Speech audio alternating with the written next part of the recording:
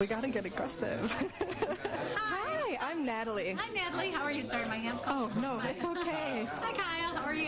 Yeah, it's nice to meet you. Thank you. Nice to meet you. Well, that's Lisa Brown, the Democratic candidate for lieutenant governor, on a Republican hidden camera. Now, this was discovered just days ago, and it turns out it happened several times with several candidates this election year. So, how do people who stand to benefit from this explain it? Is it legal or even ethical? 7 Action News investigator Jim Kurtzner is on the case, and he joins us now live with more. Hey, it started as simple as this, the chip the size of a postage stamp. This was left behind at a fundraiser, infiltrated, and it had all the goods to make national news. That means it's recording video right now, and whatever you look at, it's going to record. They used Google Glass, the latest in wearable technology. The low-level staffers and interns even recorded shots checking themselves out in the mirror. We gotta get aggressive. Hi, I'm Natalie. Hi, Natalie. How are you? The biggest target, they documented Lisa Brown, the Democratic candidate for lieutenant governor. This was a private fundraiser in a private home in Bloomfield Hills. They interacted with several people. Okay, that lady was freaking me out. Yeah. I think she's onto us. I think so, too. When the video leaked, it surprised longtime political analyst Tim Kiska, a guy who's seen it all. We're in a different territory here. I mean, we haven't figured out what all the rules of the road are. No rules is the problem, says Mark Schauer, the Democratic candidate for governor. He blames Republican Rick Snyder. He's resorting to Nixonian dirty tricks to try to get some kind of gotcha moment. Not true, says Lieutenant Governor Brian Calley. Our campaign does not engage in any sort of activities such as that. What about the Republican Party?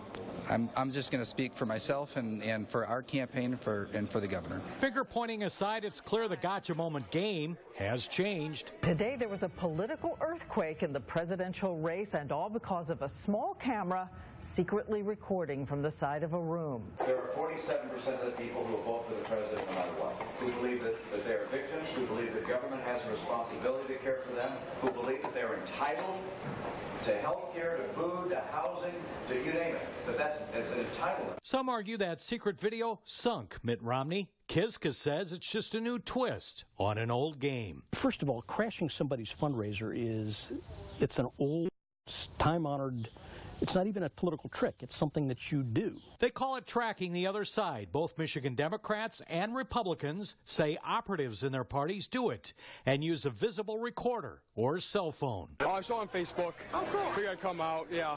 Under Michigan law, this is all legal. Only one person involved in a conversation needs to be aware of the recording. Placing a recording device, leaving, and later retrieving secret recordings is illegal. It's eavesdropping. Certainly, the secret tapes reveal a gotcha interest beyond the governor's race. This is a candidate for Congress in Lansing, being asked about Obamacare. Do you think you would have voted for or against it? And it's making national news. The spying ring is taking up a lot of the state Republican Party's time, a lot of effort. I can't believe how long it took you guys to do that transcribing the other day. Well, he's very meticulous. He wants to get every word. However this shakes out, it's clear even people behind the camera are not sure about this brave new world. I feel like such a creeper, too. What does that say? She knows it's wrong. And I think that any reasonable person would say, yeah, this feels a little bit creepy. I'm not sure. Is that something are you proud of? I mean, at some point, some adults have to enter the room and kind of cut this stuff out. In other words, would you tell your grandkids you were elected to public office because of spying? Now, we only know of one case where a staffer has been fired in the Snyder campaign for trying to get a job with the Schauer campaign. Not spying, but trying to be an insider. I'm live tonight, Jim Kurtzner, 7 Action News. Wow, now the world seems nothing is off limits, Jim.